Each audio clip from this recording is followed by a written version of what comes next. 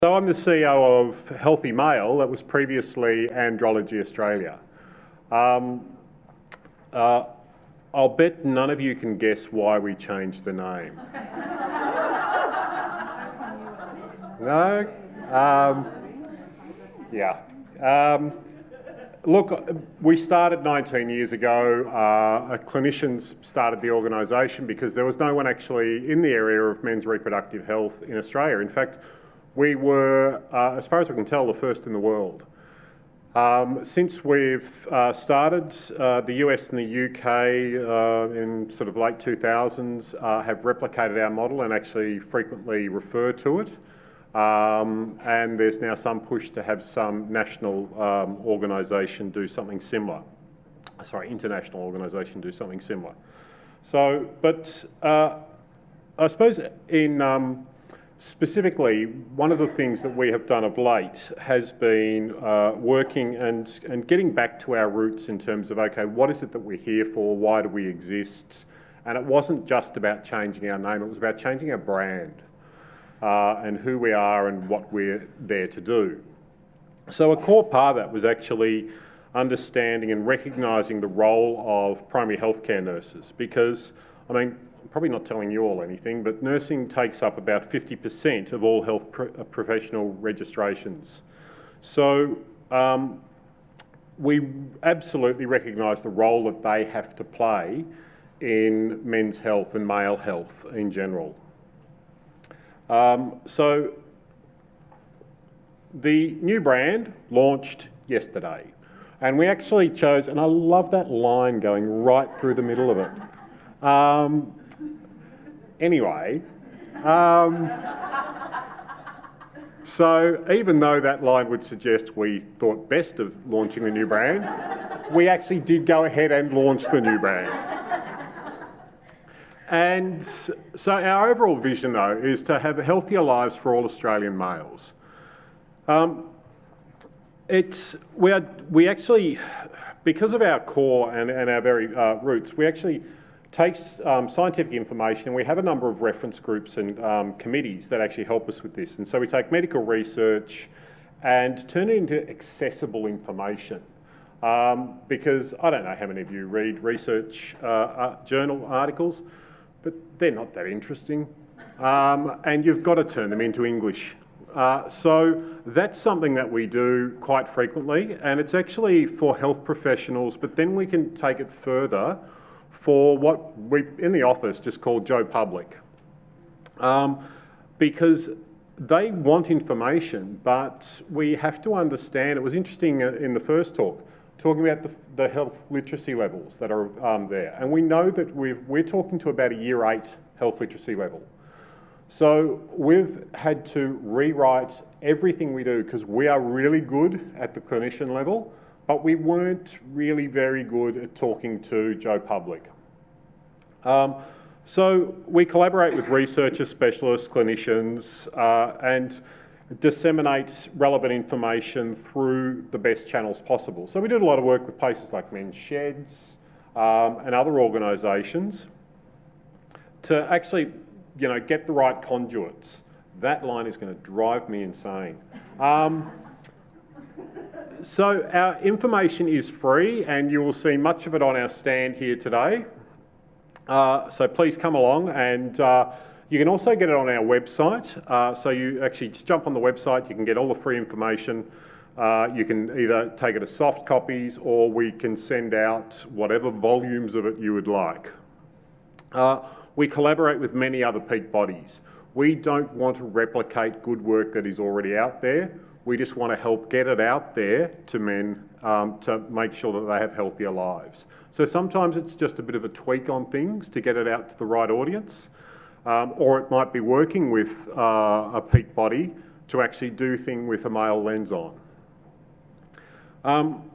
But one of our major things is also to, and this came up in the male health strategy, was to actually enhance the workforce capacity in male reproductive health and male health in general. So last year in June, we were commissioned by the Department of Health to develop the National Men's Health Strategy for 2020 to 2030. So basically, there's a whole lot of slides that disappeared, but we can talk to that anyway. When we started the strategy, it was a number of,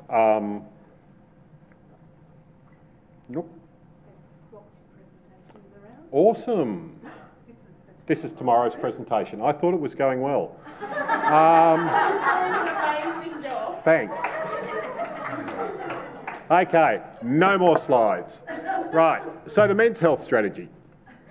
The reason that we have a men's health strategy is that in 2010, the then Labor government decided that there was a need to have a gendered approach to health.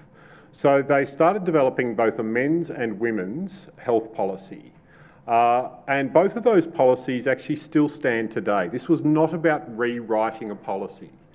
This was about taking the evidence and the information of those policies and actually turning it into some sort of plan of action, because it was the piece that was missing from the original policy. It was a very good policy document, but then after a few bits of funding in a couple of areas, it sort of sat on people's shelves. And that's not what we wanted to see. So, and look, I'm sure if you've kept note of anything, I mean, the Minister has pumped out a whole lot of strategies for a whole lot of different chronic disease areas, but there's really only two that are on a population health basis, and that's the women's and the men's, sorry, three, and there's a children's one coming out as well. So to start the process, the first thing we did was an evidence refresh of the 2010 health policy to see that actually the evidence was still fairly rigorous and held up. And what we found was, in most cases, look, we just refreshed some new research and studies that were done, but there was two areas that actually popped up that were a little surprised that hadn't appeared previously in terms of chronic diseases. Thus my big bold slide. But the two disease areas that hadn't appeared in 2010 were COPD and dementia. Now, dementia, we think we worked out why it appeared all of a sudden out of nowhere, and that's really because they changed the way they looked at the stats. And they actually started splitting the stats more. And women still have dementia and die of dementia more than men, but it's still a significant number for men. So because women live longer, of course, they are more affected by it. But men are catching up, so you're not going to get that free time of sort of 4 years at the end of your life where you can just breathe easy. We are catching up and we'll be there soon. So that's actually where dementia's caught up as well. But COPD, we sort of don't know what happened in 2010 because not for a second do we believe that it's actually just popped up because the stats don't look like that. But it is definitely an issue. So basically having the gendered approach then, we then moved to the next step, which was to invite key peak bodies, researchers, leading people in their fields, etc., to Canberra to do a round table session where we'd actually look at, okay, so what are the burning issues? And took all of that information, then put it out for public consultation, of which we had about 180 responses to, and then turned that into the men's health strategy, which I'm pleased to say I just found out last night is going to, oh no, actually this morning, that it's going to be launched next week. So there was some good news in what we found out, which is always promising after sort of 10 years of data, or nearly 10 years of data, that not everything was bad. Deaths from coronary heart disease, stroke, lung cancer, bowel cancer, road accidents, work-related accidents and prostate cancer had all decreased. Hospitalisations due to assault, accidental poisoning, thermal causes and drowning had decreased. Gonorrhea and hepatitis B infections in Aboriginal and Torres Strait Islander males had decreased. HIV diagnosis had decreased and smoking rates had decreased. So this was good news, that actually there's a lot of health programs happening that are actually working. and the stats were there. So taking snapshots of time on those sort of stats is actually really valuable. So actually when the strategy does go up live on the department's website, the evidence refresh will also go up, and there's some really good data in there. If any of you are, I don't know, there's one data nerd in here, so, but any of you who are data nerds, and you don't actually have to, there's summaries at the front of each one, so you can just have a bit of a read. It's really interesting in terms of, okay, the different areas and we drill in much deeper in that it's, you know, sort of 60 pages of evidence refresh. So it is worth having a bit of a look at. So despite these improvements though, there are still challenges. And the premature mortality rates are significantly higher for men than women. So a man born today, or a boy born today, will live to 4 years younger than a woman on average. A man who dies today will be 6 years younger on average. So the Aboriginal and Torres Strait Islander males, they have higher rates of fatal and non-fatal burden in almost every condition we considered in the review. And they have a high prevalence of risk factors and risk-taking behaviours. In that one, the gap has not been closed. And that was one, it was quite shocking when you're looking at the stats that you've almost got this outlying group that you just look at and you say, okay, there has to be a whole health issue and a health strategy and plan and concerted effort in this one specific area because it is not working. So older males have a high burden of coronary heart disease and growing burden due to dementia and falls. Young adult males have high levels of mental ill health and deaths from preventable causes such as suicide and accidents. And actually the other area where suicides was quite high was men over the age of 80, very high. But young males have low levels of risk perception and high levels of risk taking. Now, I don't know if you're mathematicians, you don't need to be, but that's a bad equation. So that actually contributes to a significant number of years of life unnecessarily lost. So how do we move forward? We have to increase the capacity of male health programs and services. We have to improve awareness and promoting engagement. There's got to be promotion of health-seeking actions and initiatives. Create male-friendly environments. Now that's more than just putting a copy of Wheels magazine in a waiting room. We've got to focus on closing the health gap from males of different population groups and life stages as well.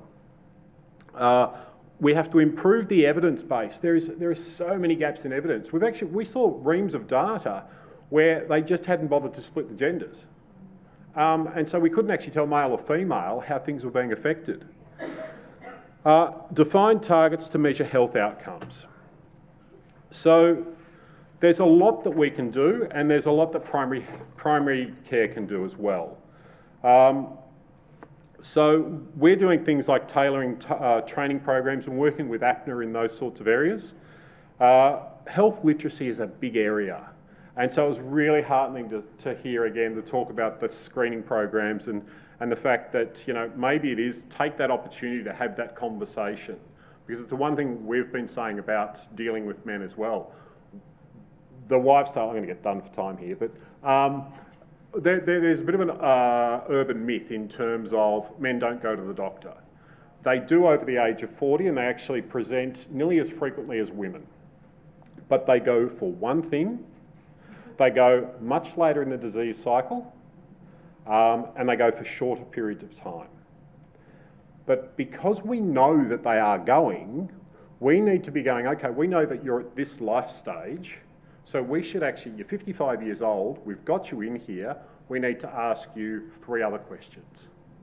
And actually take the opportunity.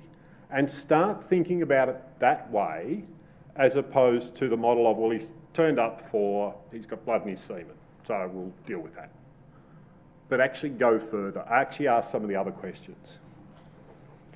So there's lots we can do, and there's lots of people we'd like to work with. One of the things is we have a primary healthcare nurse reference group, and we're still looking for members from Northern Territory, Queensland, Western Australia and Tasmania. So if you are one of said people, or you know of someone you'd love to dob in, please just come to our stand. I'm hard to find the crowd, so you'll see me tonight.